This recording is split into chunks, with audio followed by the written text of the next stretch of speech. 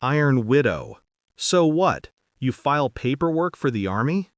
Her voice cut through the barbecue smoke, light and mocking. My wife's sister, grinning, drink in hand. I wiped my palms on a napkin. No, I said, I fly. She laughed. Oh yeah? What's your call sign? Iron Widow. The laughter stopped. Her father, my father-in-law, froze mid-bite. Retired Navy SEAL, 30 years, 3 tours, a wall of medals. He stared at me like I'd just pulled the pin from a grenade. Girl, he said to his daughter, apologize, now. That was the moment everything changed. She frowned, confused. For what? I was just, now, he barked, his voice iron.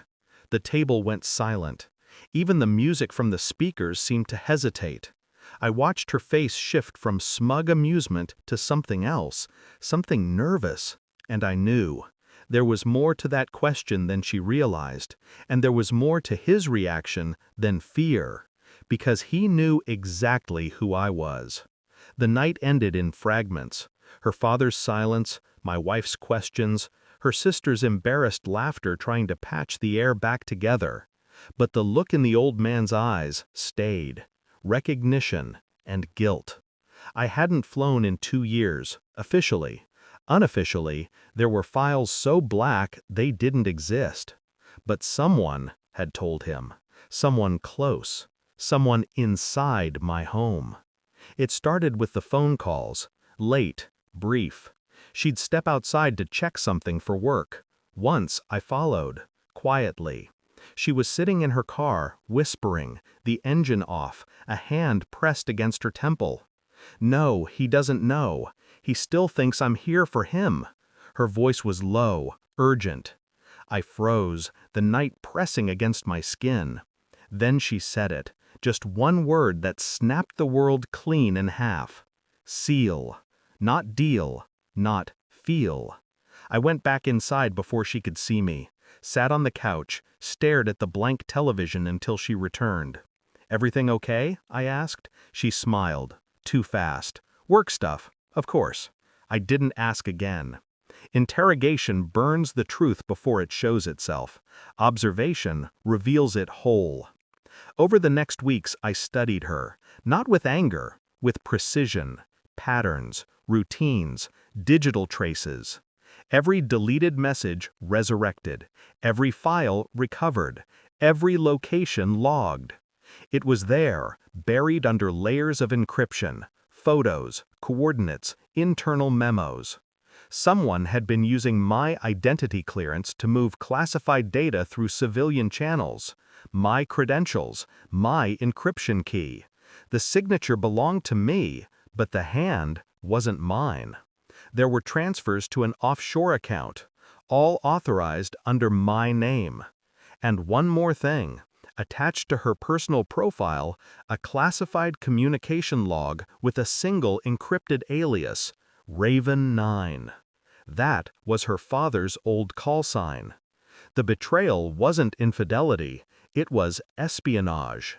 She had been feeding him information, using my clearance, my access, my trust. I was the delivery system, the perfect cover. And the sister, her careless question at the barbecue, had almost torn the whole mask away. I didn't confront her immediately. Patience is a blade that sharpens itself in silence. I needed proof strong enough to bury them both. I staged an inspection, re-accessed my classified clearance through a secondary server, sent a ping through a dead channel only I knew existed. It was a trap, a silent alarm disguised as routine data transfer. Within an hour, I had a trace. The signal bounced through her device, rerouted to a secure military archive, and then straight to him, her father. They weren't just leaking data, they were selling it, and they had used my name to do it. I didn't sleep that night, didn't drink, didn't move. I just sat in the dark, listening to her breathing beside me. So steady, so peaceful. Every breath she took was borrowed. 2 days later, I filed an anonymous report under an old operational identity. Iron Widow was more than a call sign. It was a protocol, one designed to isolate and neutralize internal threats through exposure, not violence. Once activated, it triggered an automatic data audit across every connected military system, every unauthorized access point flagged, every participant logged, every transaction linked. By dawn, the net had closed. She came home early that morning, eyes red, breath shaking. "Something happened," she whispered. "Dad's under investigation. They think someone hacked his accounts." I nodded slowly. "Strange," I said. "You think it was me?" Her head snapped up. "What? I mean, you used my access, my ID, my files. Maybe they traced it." Her face drained of color. She stepped back, stumbling into the counter. How do you—" "Iron Widow," I said quietly, and watched her freeze. The truth hit her like a gunshot she didn't hear coming. She sat down hard on the edge of the couch. "Please," she whispered, "I didn't mean. He said it was temporary, that no one would get hurt. Stop." My voice was calm, flat. "Don't turn this into confession. You already made your choices." Tears started to fall. Not guilt, fear.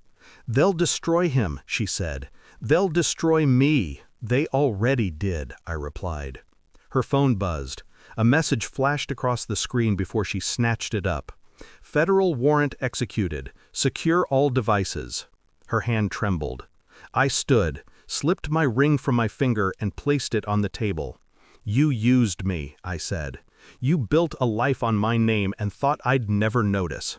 But names have weight. Mine just crushed you." She looked up, eyes wild. "You turned him in?" "No," I said. "You did. I just opened the door." Outside, sirens began to wail in the distance. I could see the flashing blue bleeding through the curtains. She reached for me. "Please, tell them it was you. They'll believe you." I stepped back. The silence between us felt surgical, clean. "You wanted to know what I did for the Army," I said. "Now you do." Her tears meant nothing. Her collapse onto the floor meant less. I'd already left her long before I turned toward the door. I walked outside, into the sharp morning air. The sirens grew louder. Somewhere behind me, her father would be cuffed, humiliated, his empire dismantled piece by piece. She would break under interrogation. She would confess everything. They would learn who set the trap, but by then, I'd be gone. Ghosts leave no footprints. Revenge isn't the satisfaction of pain. It's the silence that follows when truth devours those who thought they controlled it. I didn't look back. Didn't feel. Some men burn their enemies. I simply turned on the light and watched them burn themselves.